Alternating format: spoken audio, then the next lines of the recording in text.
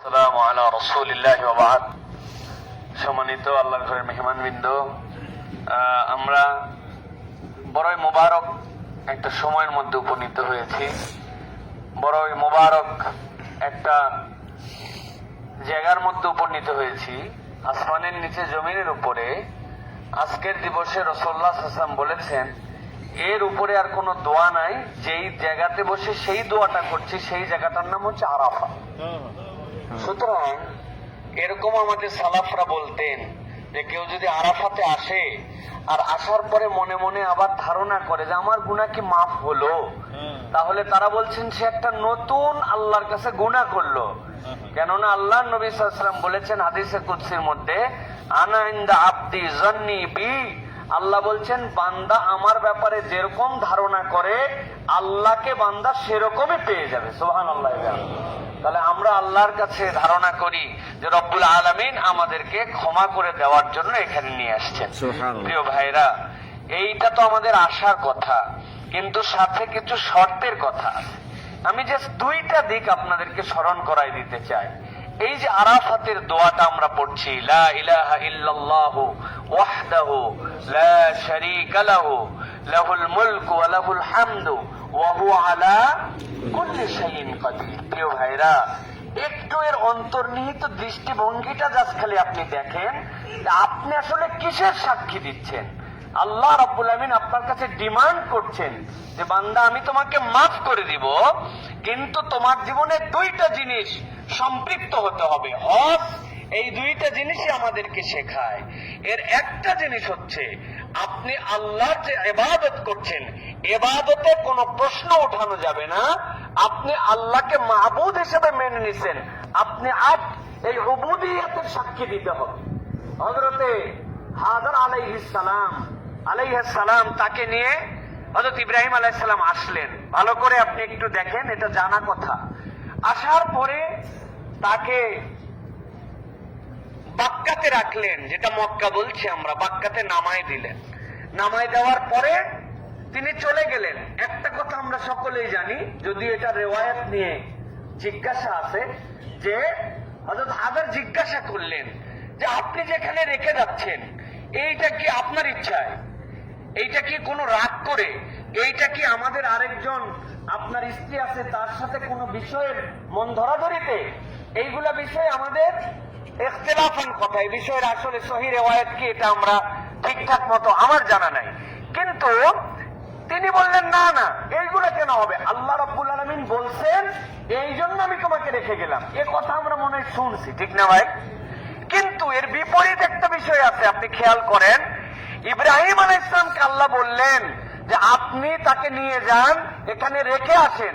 আচ্ছা, ইব্রাহিম আলাইহিস সালাম তো আল্লাহর কাছে কিছু জিজ্ঞাসা করলেন না, আল্লাহ এই জায়গায় নাই পানি, এই জায়গায় নাই মানুষ, এই মহিলাটা একটা মহিলা, পেটের মধ্যে তার বাচ্চা, ওই জায়গায় কোনো জনপদ নাই, আল্লাহ এটা মানে কি জন্য রাখবো, একটু ব্যাখ্যা করেন, আল্লাহর কাছে তো শুনতে পারি। ইব্রাহিম আলাইহিস সালাম এর আগে কিন্তু জিজ্ঞাসা করেছেন, এরকম বিষয় আছে, ওয়ালাকিন লিয়াতমাইন্না কলবি, তিনি বলছেন আমার অন্তরের প্রশান্তির জন্য। আল্লাহ কাইফা তুহিল মাউত, আপনি মৃতকে জীবন দেন কেমন করে, আমি তো বিশ্বাস করি আল্লাহ, কিন্তু একটু অন্তরে শান্তি দেওয়ার জন্য। আল্লাহ বললেন না পাখি ধরেন, এরপরে এটাকে কাটেন, এরপরে পাহাড়ের মধ্যে ছড়ায় দেন, ডাক দেন, চলে আসবে। কিন্তু দেখেন, ওই ইব্রাহিম আলাইহিস সালাম এই মক্কা কেন্দ্রিক যখন আসছেন, জিজ্ঞাসা করেন নাই যে আপনার কেন করছেন, কি জন্য করছি, কেন করতে হবে, এই মহিলাকে কেন রাখবো। তার মানে আল্লাহর হুকুম যেখানে হয়ে যাবে, ওই ইবাদতের ক্ষেত্রে আমাদের জীবনে কোনো প্রশ্ন থাকবে না, কোনো কেন কিন্তু কিংবা এই কোন রকম জ্যোতি চিহ্ন ছাড়াই আপনি যখন আল্লাহর কাছে সমর্পণ করবেন, আল্লাহ তখন বান্দাকে মাফ করে দেন। সুবহানাল্লাহ।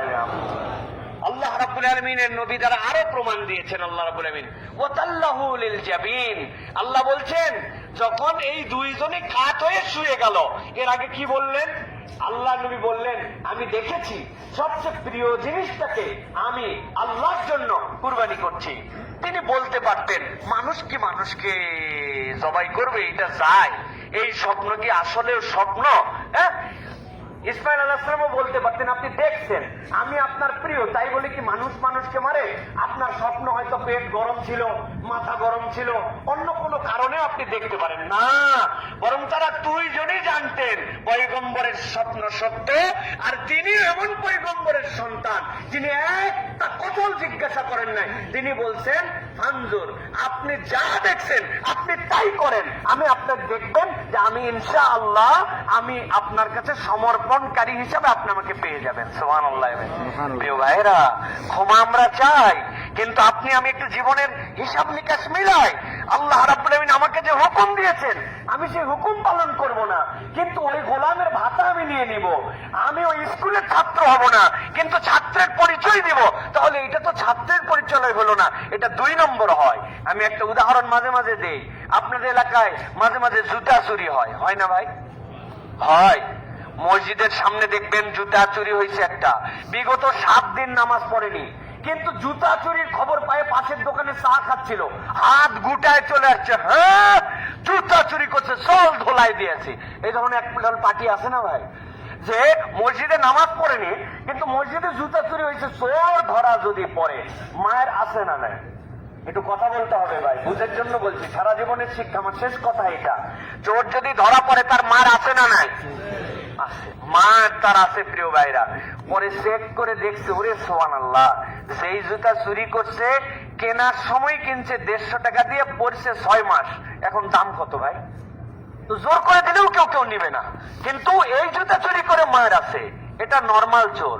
কিন্তু আপনার এলাকায় যদি পুলিশের ড্রেস কেউ একজন বানায় পড়ছে, পরে তারপরে ইউনিফর্ম পরে টরে সুন্দর করে আসে, ধরেন যে চুরি করছে, ওই চুরি ধরা পড়ছে, ধরা পড়ার পরে মানুষজন মনে করছে কিরে পুলিশের তো চুরি করার কথা না, চেক চেক করে দেখে যে পুলিশই না, ভুয়া ড্রেস পড়ছে। বুঝে থাকলে বলেন তো, তাহলে এই ভুয়া পুলিশ যদি ধরা পড়ে তাহলে মার কি সিঙ্গেল না ডবল? মার কিন্তু ডবল। বলবে তুমি পুলিশের পোশাক পরে চুরি করতে আসছো, তুমি বাহিনীর ইজ্জত ডুবাচ্ছ। একে তো পুলিশই না, চুরিও একটা অপরাধ, আবার এই পোশাক ভুয়া বানানো অপরাধ। আমি বলতে চাচ্ছি এই কথা, আল্লাহ রাব্বুল আমিন এই দুনিয়াতে কত কোটি মুসলমান রেখেছেন আমরা সঠিক পরিসংখ্যান জানি না, তার মধ্যে থেকে চয়েস করে করে আল্লাহ রাব্বুল আমিন আপনাকে আমাকে বাঁচতে বাঁচতে বাঁচতে বাঁচতে ইহরামের কাপড় দিয়ে আল্লাহ রাব্বুল আমিন আপনাকে আমাকে দৌড়াতে দৌড়াতে আজকে আরাফাতের ময়দান পর্যন্ত হাজির করে দিয়েছেন। এখন আমি যদি ভুয়া পোশাক পরে লোক হই, আমি খালি পোশাকটাই পরছি, আল্লাহ যা বলে আমি সেইটা শুনি না। আল্লাহ মিথ্যা বলতে মানা করছে, হাজির মধ্যে মিথ্যা বাড়ায়।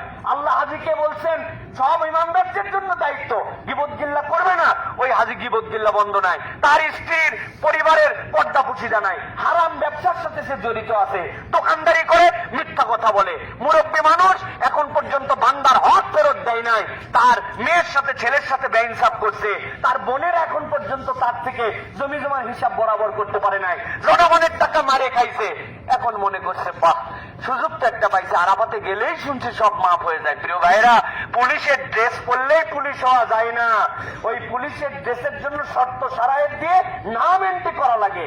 এইটা কিন্তু আমাদেরকে মনে রাখতে হবে প্রিয় ভাইরা, যে আমরা যেন এই আরাফাতে ফেক হাজি না হয়, আমরা যেন আরাফাত থেকে 2 নম্বর হাজি না হয়, আমরা যেন আল্লাহর পারফেক্ট গোলাম হয়ে পারফেক্ট বান্দা হিসাবে আমরা যেন আল্লাহর কাছে যেতে পারি। পারবো তো ইনশাআল্লাহ? আল্লাহ ঈমান শিখিয়েছেন।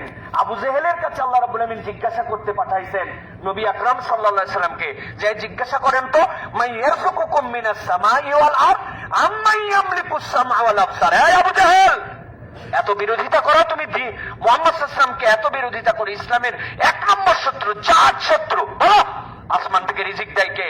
জমিন থেকে তোমাকে খাওয়ায় কে? আম্মা ইয়ামলিকু সামা ওয়াল আবসার, চোখ দিছে কে? কান দিছে কে? জিজ্ঞাসা কার কাছে করতে পাঠাইছেন? আবু জেহেলের কাছে। আবু জেহেল লাভ উঠে বলছে কি মনে করছো তুমি, কার নাম বলবো? আল্লাহ কোরআনে বলছেন নুন তাগিদ লাম তাগিদ দিয়ে সায়াকুলান্নাল্লাহ, সাথে সাথে বলছে অবশ্যই অবশ্যই আসমানের মালিক আল্লাহ, জমিনের মালিক আল্লাহ, খাওয়ায় আল্লাহ, মারেও আল্লাহ। ওরে সুবহানাল্লাহ, এ তো আমাদের থেকে পাক্কা মুসলমান তাহলে, তাই তো নাকি? আল্লাহ বলছেন আবার জিজ্ঞাসা করো যায় যে তোমার জীবন দেয় কে, তোমাকে মারে কে? আবু জেহেল লাফ দিয়ে উঠে বলছে সায়াকুলান্নাল্লাহ, অবশ্যই আল্লাহ আমার জীবন দিয়ে আল্লাহ মারে। আল্লাহ এবার বলছেন তাহলে খাওয়ায়ও আল্লাহ, রিজিকের মালিকও আল্লাহ, চোখও দেয় আল্লাহ, জীবনও দেয় আল্লাহ, মারেও আল্লাহ। তাহলে মুসলমান হিসেবে আমরা যারা আরাফাতে আসছি, আপনাদের কাছে আমি জিজ্ঞাসা করে উত্তর দেন, আমাদের আসমানের মালিক কে? জমিনের মালিক কে? জীবনের মালিক কে? মরণের মালিক কে? আমাদের কান দিয়ে শোনায় কে? চোখ দিয়ে দেখায় কে? আবু জেহেল কার কথা বলছিল? আল্লাহ। এক হয়ে গেলাম তো আমরা বরাবর, ঝুট ঝামেলা মিটাই ফেললাম। আজকে উদামিস আমরা ঝামেলা নিয়ে আসি। কোরআনের কথা সূরা মুমিনুনের মধ্যে আসছে। আল্লাহ বলছেন ইমানের বুঝ করে দেন, উম্মতের কাছে যান, ইমানের বুঝ করে দেন। এবার তাহলে জিজ্ঞাসা করেন, তাহলে লাতের কাছে যে যাও, ওজ্জার কাছে যে যাও, মানাতের কাছে যে যাও, দেখি ওই মানাতের মাথার উপর দিয়ে দুধ ঢেলে দাও, ওই দুধ নিয়ে তুমি যার বাচ্চা হয় না তারে খাওয়াও। লাতের কাছে যাও, যাওয়ার পরে ওর সামনে একটা ছাগল বলি দাও, বলি দিয়া ওই ছাগলের গোশত তোমরা সেখান থেকে অন্যদের জন্য দান করে দিয়ে ব্যবসার উদ্দেশ্যে বের হয়ে যাও। ওই রক্তমাকে একটা কাপড় নিয়ে উটের পায়ের মধ্যে বেঁধে দাও, যাতে করে ব্যবসার সফর নিরাপদ হয়। তো লাতের কাছে কেন গেলি? মানাতের কাছে কেন গেলি? উজ্জার কাছে কেন গেলি? বলছে ও, এই আটকানোর জন্য তুমি আমাদের কাছে এই প্রশ্ন নিয়ে আসছো। সাথে সাথে সূরা জুমারের মধ্যে আসছে, আল্লাহ রাব্বুল আমিন বলতেছেন, ওরা বলতেছে আমরা জানি লাত আমাদেরকে চোখও দেয় না, কানও দেয় না, রিজিকও দেয় না, জীবনের মালিকও না, মরণের মালিকও না, যাও কেন? বলছে লিয়াতাকাররাবুনা ইলাল্লাহি যুলফা, এই জন্য যায়। এই লাত আল্লাহর অনেক প্রিয় পাত্র, ওরে বললে আল্লাহ খুশি হয়, আল্লাহ দেয়, লাতের মাধ্যম দিয়ে দেয়। মানাত অমুক পয়গম্বরের প্রতিকৃতি, আর কিচ্ছু করার নয়, কিন্তু আল্লাহর প্রিয় যে, ওর কাছে চাইলে ও খুশি হয়, ও আল্লাহরে বলে দেয়, আল্লাহ দেয়। আমরা খালি একটু ভায়া মাধ্যম দিয়ে আমরা ইবাদত করি। আল্লাহ বললেন ওয়াহুম মুশরিকুন, যতই আল্লাহ খালিক আল্লাহ মালিক বলুক, ইবাদতের মধ্যে আল্লাহর সাথে বান্দার মাঝে কোনো ভায়া মাধ্যম যদি কেউ মানে, তাহলে সে মুশরিক। আল্লাহ বলছেন ওই শিরিক মুক্তির সাক্ষী দিতে তুমি আরাফাতে আসছো। লা ইলাহা ইল্লাল্লাহ ওয়াহদাহু লা শারীকা লাহু, লাহুল মুলকু ওয়া লাহুল হামদু, ইউহয়ী ওয়া ইউমীত ওয়া হুয়া আলা কুল্লি শাইইন কাদির। আল্লাহ বলছেন বিশুদ্ধ ঈমান রেডি করো, বান্দা ডানে বামে তাকাতে হবে না, তোমার গুনাহ আমি দেখব, আমি রব্বুল আলামিন তোমাকে মাফ করে দিব। প্রিয় ভাইরা, ইনসান শব্দটা দুইটা শব্দ থেকে আসছে। আমাদের যারা তত্ত্ববিদ তারা বলেন হয় এটা উনাস শব্দ থেকে আসছে অথবা নিসিয়ান থেকে। নিসিয়ান মানে ভুলে ভরা। আল্লাহ নিজেই চয়েস করছেন যে বান্দা ভুল করবে, আমি আমার ইচ্ছায় সব ভুল করি নাই, আল্লাহ আমার ভুল হয়ে গেছে, তুমি আমাকে চয়েসই করছো। আর একটা শব্দ উনাস, উনাস মানে ভালোবাসায় ভরা।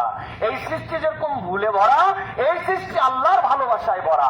আল্লাহ ওই বান্দাদের জন্য বলছেন, বান্দা তুই কি ক্ষমা পেতে চাস, আমি আল্লাহ তোর জন্য একটা ছোট্ট সিস্টেম বলে দিলাম, তুবু ইলাল্লাহি তাওবাতান নাসুহা, তুমি আল্লাহর কাছে তওবায় নাসুহা করো, আল্লাহ তোমাকে তার কোলে তুলে নেবেন। সুবহানাল্লাহ। নাসুহা মানে কি ভাই?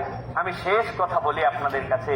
নাসুহা শব্দ দুইটা শব্দের ব্যাখ্যা, একটা হচ্ছে নাসহাতুন থেকে আসছে, অথবা কেউ কেউ বলছেন নাসাহাতুন থেকে। যদি এটা নাসাহাতুন থেকে আসে তাহলে অর্থ কি হবে? ছোটবেলায় আপনারা দেখেছেন নানি দাদিরা যখন সন্তানের প্রসব করবে, তখন আমরা দেখি যে তাদের ওই নানি দাদিরা কাঁথা সেলাই করে, করে না ভাই? কাঁথা বানায় না ভাই? কি দিয়ে বানায় বলেন তো ভাই? ওই পুরাতন শাড়ি যেইটা, পুরাতন লুঙ্গি যেইটা, পুরাতন যে অব্যবহৃত চাদর যেইটা, ফরফর করে ছিঁড়ে ছিঁড়ে এরকম করে টান দেয় আর ছিঁড়ে সেলাইগুলা বাদ দেয়, দিয়ে চারিদিকে ফেলে, ফেলার পরে প্রথমে বড় বড় টোপ সেলাই দিয়ে আটকায় নেয়। আমি কি ভুল বলতেছি? এরপরে কি করে? এরপরে ছোট ছোট সোনামুখী সুই দিয়ে সুন্দর করে সেলাই করে। এই ফরফর করে যে এক পল্লা ছিঁড়ছে, দুই পল্লা ছিঁড়ছে, তিনটা মিলাইছে, যেগুলা এক্সপায়ার হয়ে গেছে, কিন্তু তিনটা যখন একত্রিত করছে, সোনামুখী সুই দিয়ে যখন ছোট করে সেলাই দিছে, ওই বাচ্চা 6 মাস প্রস্রাব করে ওই খেতার ছিঁড়তে পারে না। কথা ঠিক কিনা? আল্লাহ বলতেছেন বান্দা তুবু ইলাল্লাহি তাওবাতান নাসুহা, ও আমার আদরের বান্দা, তোর সাথে আল্লাহর সম্পর্কটা ভেঙে গেছে না, তোর মিথ্যা কথা বলতে মানা করছিলাম, বলে ফেলছিস না। ও বান্দা গীবত গিল্লা তুই করে ফেলছিস না। বান্দা রে তোর নামাজ ঠিক মতো পড়তে বলছিলাম, একটু মিস হয়ে গেছে তোর না। বান্দা রে তোর লাইন মতো চলতে বলছিলাম, 40 বছর পর তো এলোমেলো চলে ফেললি, তাই না? বান্দা রে তোর না পর্দা করতে বলছিলাম, তুই না ভুল করছিস, কিন্তু টেনশন করিস না, তুবু ইলাল্লাহি তাওবাতান নাসুহা, আয় আল্লাহর সাথে তওবা করে তোর সম্পর্ক জোড়া লাগাই দে, আমি রব্বুল আলামিন তোর সব গুনাহ খাতা মাফ করে দিই। সুবহানাল্লাহ। আমাদের আরেক দল বলছেন এটা যদি নাসাহাতুন থেকে আসে তাহলে কি হবে? তারা বলছেন ওই যে সোনা, স্বর্ণকার, আপনারা মাঝে মাঝে শহরে যখন গেছেন দোকানের সামনে দিয়ে চোখ ধরে যায়, ওরে আল্লাহ, নিঃশ্বাস নেওয়া যায় না। কি করতেছে? স্বর্ণকারের কাছে পুরাতন অর্নামেন্টস নিয়ে গেছে, চুড়ি নিয়ে গেছে, আবার গড়াবে, ও তো নতুন খাত ছাড়া মাপ বের করবে, ও অ্যাসিডের মধ্যে ফেলে দিছে, এমন পোড়া পুড়ছে ওইগুলার গন্ধে নাক ধরে যায়, চোখ জ্বলে যায়, ঠিক কিনা? তারা বলছেন এই নাসুহা মানে হচ্ছে বান্দা আবার খাঁটি হওয়ার জন্য আসছে আল্লাহর কাছে, আল্লাহ আমার ভুল আমি স্বীকার করে নিছি, আল্লাহ এমনকি আল্লাহ তুমি বলছো আমার এমন ভুল আছে আমার মনেই নেই। ছোটবেলায় আমি চলতেছিলাম, শীতের দিন সকালবেলা এক বাড়ির সামনে দিয়ে যাচ্ছি, আমার বয়স তখন 13-14 বছর, 6-7 পড়ি, আল্লাহ কি সুন্দর বড়ই বের হয়ে আছে, ডানে তাকাই দেখছি কেউ নাই, পেছনে তাকাই দেখছি কেউ নাই, একটা ঢেল তুলে বড়ই গাছে মারিয়ে দিছি, দিয়া 4-5টা একটুখানি বড়ই যেগুলা পছন্দের এগুলা খাইছি, কেউ দেখে নাই, আমার ওই কথা মনেও নেই। আল্লাহ এরকম গুনাহ তো আমার আমল নামায় আছে। ছোটবেলায় মাঠের মধ্যে দিয়ে যাচ্ছিলাম, অন্যের জমিতে ধান খাওয়ানো যাবে না, কিন্তু আমার ছাগলের পেটটা জানি উঠে যায়, এই জন্য একটু দড়িটা ঢিল ঢিল করে নিয়ে গেছে, এদিকে একবার মুখ দেয় ওদিকে একবার মুখ দেয়, মিশাই মিশাই আমি তারা দে, আমরা খুঁটিটা গাড়ার সময় একটু ঢিল করে গাড়ছি, উঠে যাক, যাই তারপরে যাত্রা খাই খাক, পরে সরি বলে দিব। আল্লাহ এরকম কত গুনাহ আমার জীবনে আছে, আল্লাহ আমি তো ভুলে গেছি সেই গুনাহ। আল্লাহ আল্লাহ বলছেন আমি তোর ওই ভোলা গুনাহগুলোর থেকে খাঁটি বানানোর জন্য তোকে বান্দা আবার আরাফাতে নিয়ে আসছি। সব বান্দার নসিবে আরাফাত হয় না।